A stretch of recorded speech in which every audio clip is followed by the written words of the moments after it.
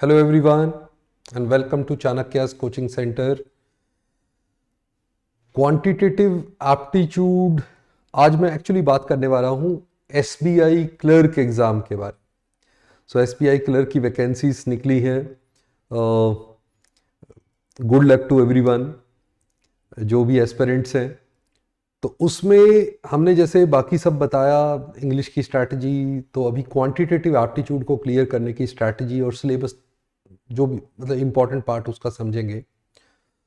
तो देखते हैं, और काफ़ी इजी होता है अगर आप प्लान्ड मैनर से चलें। ओके, रैंडम प्रिपरेशन कभी नहीं करनी चाहिए। तो मैं यहाँ पे ओके मैं पहले आपको पैटर्न दिखा देता हूँ। आपको वैसे सबको पता ही है एग्ज़ाम पैटर्न, बट मेरी ये स्ट्रैटेजी का ही पहला पार्ट, स्ट्रैटेजी जो कहते हैं मुझे क्लियर करने के लिए स्ट्रैटेजी क्या होनी चाहिए एसबीआई क्लर्क एग्ज़ाम को क्लियर करने के लिए। तो स्ट्रैटेजी का ही पहला पॉइंट है कि आपको पहले एग्ज़ाम पैटर्न पता होना चाहिए, एग्जैक्ट एग्ज़ाम पैटर्न, जिस पे कि आप वैसे तो मॉक्स देंगे, मॉक्स बहुत इंपॉर्टेंट होते हैं, मॉक देंगे तो उससे आपको क्लैरिटी मिल जाती है कैसे प्लान आपको करना है, सेक्शन वाइज कैसे चलना है। तो यहाँ वैसे सेक्शनल टाइमिंग होती है आपकी 20 मिनट्स पर सेक्शन। तो आप देखेंगे तो न्यूमेरिकल एबिलिटी के नाम से है ये क्वांटिटेटिव, 35 क्वेश्चन आते हैं और 35 मार्क्स के, और आपके पास 20 मिनट्स है। तो पहली चीज़ आपको ये पता होना चाहिए कि आपको 20 मिनट्स में 35 क्वेश्चन करने हैं। तो आप सोच सकते हैं कि ये प्योर स्पीड टेस्ट है। ओके, वैसे इजी क्वेश्चन आते हैं, हो भी जाते हैं, काफ़ी कर सकते हैं आप, लेट्स से। तो 35 आपको समझ में आना चाहिए कि आपको क्या स्पीड टेस्ट हैंडल करना है, मतलब जहां थोड़ा सा भी टाइम लग रहा है आप उसको स्किप कर सकते हैं क्वेश्चन को, तो वैसे ही करते हुए चलना है। तो यहाँ पे 60 मिनट्स में 100 क्वेश्चन होते हैं आपके, और इंग्लिश लैंग्वेज का होता है जो 30 आपको क्वेश्चन करने होते हैं 20 मिनट्स में। अदरवाइज 20 मिनट्स में न्यूमेरिकल एबिलिटी के भी और रीजनिंग के भी 35 क्वेश्चन। तो नेक्स्ट पार्ट पे इसको समझेंगे। नेक्स्ट पार्ट में मैं साथ में मेन एग्जाम का पैटर्न भी दिखा रहा हूं, क्योंकि अब अगर आप एसबीआई क्लर्क टारगेट कर रहे हैं तो आपको प्री के साथ साथ मेन एग्जाम का भी पैटर्न और प्रिपरेशन करते वक्त उसको भी ध्यान में रखना है, क्योंकि सडनली आपका प्री का रिजल्ट आएगा और उसमें मेंस में आपके पास टाइम गैप कम रहेगा, तो उस टाइम पे मेंस की प्रिपरेशन हो भी नहीं सकती है। तो आपको साथ साथ ही लेके चलनी पड़ती है, और मैं मान के चलता हूँ जो लोग कॉन्फिडेंट है, जिसने क्लियर करना है, वो मेन की भी साथ साथ तैयारी करके चले। ओके, और मेन एग्जाम में अगर क्वांट सेक्शन की बात करूं, मैं अपने सेक्शन की बात करूं, तो 50 क्वेश्चन 50 मार्क्स के, और यहाँ पे आपको 45 मिनट्स मिलते हैं। तो यहाँ पे रिलेटिवली पर क्वेश्चन टाइम आपको ज़्यादा मिल जाता है, बट अभी भी ये स्टिल लेस देन 1 मिनट होता है। तो आपको प्लान्ड तरीके से चलना होता है। हाँ, प्री एग्ज़ाम को अगर आप मॉक्स देंगे, आप एग्ज़ाम प्रीवियस ईयर के देखोगे, तो यू विल अंडरस्टैंड कि जो प्री को क्लियर करने की, प्रीलिम्स को क्लियर करने की और मेन एग्ज़ाम को क्लियर करने की जो स्ट्रैटेजी है वो बिल्कुल डिफरेंट हो जाती है। आज हम पहले प्री के बारे में डिस्कस करेंगे, क्योंकि फर्स्ट स्टेज आप उसको अभी आप फर्स्ट स्टेज उसी को अपीयर करेंगे जो अभी एसबीआई क्लर्क की वैकेंसी निकली है, तो पहले प्री को टारगेट करेंगे उसके बाद। बट हाँ, साइमल्टेनियसली सिलेबस के लिए आप मेन को भी साथ में देख के चलेंगे। ओके, तो यहाँ पे सिलेबस भी मैं आपको बता देता हूँ। क्वांट का जो सिलेबस है वो ब्रॉडली, ये मैंने सिलेबस तो लिखा हुआ है, साथ साथ मैं बता देता हूँ। जैसे प्री के हिसाब से अगर मैं बताऊँ, तो प्री में आप नंबर सीरीज से एक्सपेक्ट कर सकते हो 5 क्वेश्चंस, राइट, अराउंड 5 क्वेश्चंस आप एक्सपेक्ट कर सकते हो।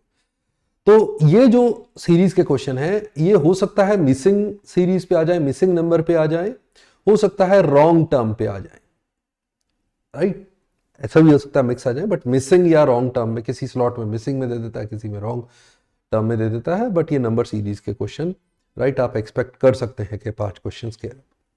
ऐसे ही सिंप्लीफिकेशन या अप्रॉक्सीमेशन, या तो सिंप्लीफिकेशन पे आ जाएगा क्वेश्चन या अप्रॉक्सीमेशन पे, इस पे भी आप क्लोज टू 5 क्वेश्चन जो है एक्सपेक्ट कर सकते हैं।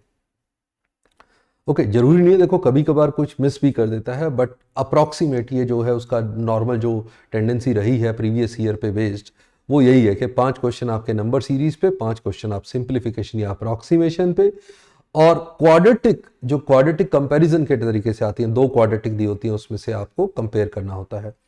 तो ये भी आप अप्रोक्सीमेट 5 क्वेश्चन जो है एक्सपेक्ट कर सकते हैं। 5 क्वेश्चन ही आते हैं वैसे, कई बार 5 की जगह 4 कर दे या 5 की जगह थोड़ा सा वेरिएशन कर दे तो कोई उसमें कुछ कर नहीं सकते हम, बट 5 क्वेश्चन जो है अप्रोक्सीमेट आप इसके भी एक्सपेक्ट कर सकते हैं। ओके, तो जैसे ये 5 क्वेश्चन अगर ये थी, आप नंबर सीरीज, सिंप्लीफिकेशन, अप्रोक्सीमेशन और क्वाड्रेटिक इक्वेशन, इसको आप मोस्ट इंपॉर्टेंट मान सकते हो, राइट, मोस्ट इंपॉर्टेंट, क्योंकि ये ऐसे हैं अगर आप जो जिस हिसाब की तैयारी करेंगे तो आप ये समझ लो कि क्वाड्रेटिक इक्वेशन के 5 क्वेश्चन आप अप्रॉक्सीमेट 3 मिनट की प्रिपरेशन करते हैं, 3 जिसके प्रिपेयर्ड होता है प्रॉपरली वो 3 मिनट में ये 5 क्वेश्चन कर देता है, उसको इससे ज़्यादा नहीं लगता। ऐसे ही सिंप्लीफिकेशन में भी अप्रॉक्सीमेट 3 मिनट्स में ये क्वेश्चन सॉल्व हो जाते हैं। ऐसे मिसिंग सीरीज वाले, ये कई बार ये डिपेंड करता है, कोई सीरीज अगर अटक गई, आपको नहीं क्लिक कर रही, उसे छोड़ दो।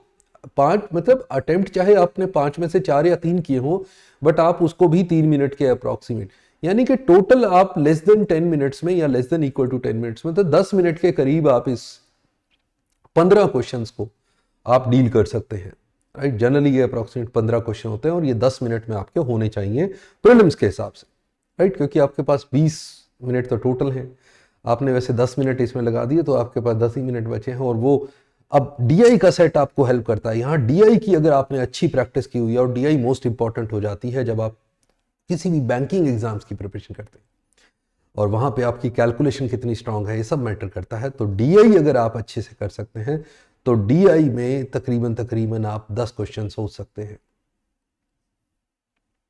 राइट। तो ये जो है ये आपको एज दिलाता है। ये 10 क्वेश्चन जो डीआई जिस हिसाब की प्रीलिम्स में आती है, ये बहुत सारे ऐसे लोग होंगे जो 4-5 मिनट में इस 10 क्वेश्चंस को कर देंगे, राइट, 5 मिनट में, 6 मिनट में, बट यहाँ पे भी टाइम सेव कर लेंगे। तो ये है जो आपका क्लिक करे। तो अगर इतना आप कर पाते हैं तो आप अच्छी प्रिपरेशन पे चलते हैं। बाकी अरिथमेटिक के अप्रॉक्सीमेट 10 क्वेश्चन आ जाते हैं, राइट, अप्रॉक्सीमेट 10 क्वेश्चन आपके अरिथमेटिक पे आ जाते हैं। तो ये ब्रॉडली आपका जो सिलेबस है यहाँ तक का है प्रीलिम्स का, जो ऐसे क्वेश्चन आते हैं। और अरिथमेटिक के भी इजी क्वेश्चन होते हैं, आप कर सकते हैं, बट अरिथमेटिक मैं सजेस्ट करूंगा अगर जरा सा भी लेंदी क्वेश्चन है आप छोड़ के चले आगे, कोई बात नहीं, राइट। अगर आप 35 में से 30 स्कोर कर रहे हैं कोई बात नहीं, 35 में से 25 कर रहे हैं कोई बात नहीं, बट अगर आप किसी क्वेश्चन पे अटके तो आप 25 भी नहीं स्कोर कर पाएंगे। ओके, तो यहां पे आप मान के चलिए कि 35 में say anything above 25 can be a good score.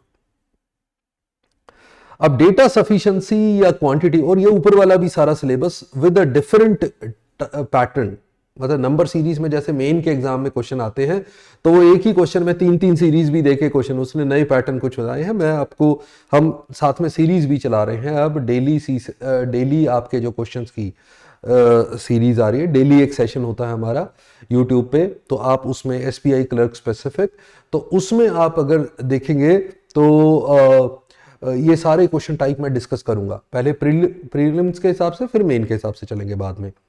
Okay, तो प्रीलिम्स में ये नहीं आता है, ना डेटा सफिशिएंसी आता है, ना क्वांटिटी कंपैरिजन आता है, जनरली क्वांटिटी बेस्ड क्वेश्चन भी नहीं आते हैं, बट एक आधी बार वो भी आए हैं। क्वांटिटी बेस्ड क्वेश्चन पर जब आए हैं वो ऐसा आया है, एक क्वांटिटी उसने पहले ही दे दी है और दूसरी क्वांटिटी में एक क्वेश्चन पूछा हुआ है, तो अरिथमेटिक का क्वेश्चन समझ लो, तो उसको सॉल्व करके आपको आंसर देना है। बट आप इनको ये मान के चलें कि ये आपका प्रीलिम्स के सिलेबस में नहीं है, बट मेन के सिलेबस में आता है। तो मेन के सिलेबस को हम फिर बाद में आराम से डिटेल में डिस्कस करेंगे और क्वेश्चन टाइप भी दिखाऊंगा, क्योंकि ये सारी चीज़ों में क्वेश्चन टाइप मैटर करती है, जो मेन को डिफिकल्ट बनाती है, और मेन की स्ट्रैटेजी चेंज हो जाती है, उसमें आप सारा करने की कोशिश भी नहीं करते। ओके, तो चलो ये तो आपका सिलेबस पार्ट हो गया। स्ट्रैटेजी में जैसे मैंने आपको सारा ऑलरेडी साथ साथ बताते हुए आया हूं मैं, तो डीआई बहुत इंपॉर्टेंट रहती है। पहली बात, आपको सिलेबस की अंडरस्टैंडिंग होनी चाहिए, पैटर्न, एग्जाम पैटर्न बहुत क्लियर होना चाहिए। फिर आपको डीआई या उसके लिए भी कैलकुलेशन बहुत स्ट्रांग होनी चाहिए, कैलकुलेशन की आप प्रैक्टिस करेंगे। परसेंटेज निकालना आपका बहुत फास्ट होना चाहिए, एवरेज जल्दी सोच सके, एचसीएफ, एलसीएम जल्दी निकाल सके, खासकर एलसीएम, राइट, वो जल्दी आपकी प्रैक्टिस हो, मल्टीप्लाई डिवाइड आप जल्दी कर सकें। तो थोड़ी कैलकुलेशन पे भी आप काम करके रखें। जो परसेंटेज वाली कैलकुलेशन है वो बड़े अच्छे लेवल की आती है बैंकिंग एग्जाम्स में, राइट। प्री में तो फिर भी थोड़ी इजी होती है, बट मेन में तो काफ़ी डिफिकल्ट हो जाती है। अगर कैलकुलेशन में स्लो हैं आप तो मुझे नहीं लगता आप बैंकिंग का मेन एग्जाम क्लियर कर पाते हैं। तो कैलकुलेशन पे आपको वर्क करना ही पड़ेगा। फिर डीआई को आप समझना और डीआई को कैसे डीआई के तरीके से हैंडल करना, मतलब अप्रोक्सीमेशन करना, फटाफट वाले शॉर्टकट तरीके जो डीआई के होते हैं वो आप देखेंगे।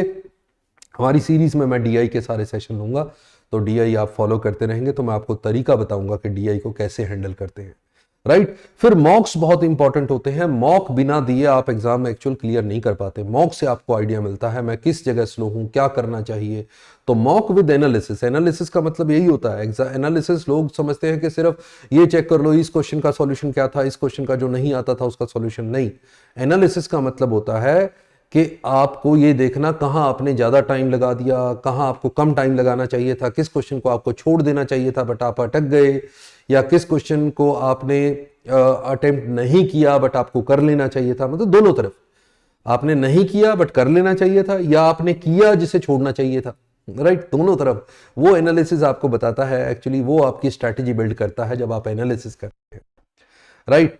और शेड्यूल्ड प्लानिंग, ये शेड्यूल्ड आपने चलना है प्रिपरेशन को, अपने को प्लान बना के पूरा, इतने दिन तक मैं ये कर लूंगा, इतने दिन तक, और रोज क्या क्या पढ़ूंगा, किस टाइम पढ़ूंगा।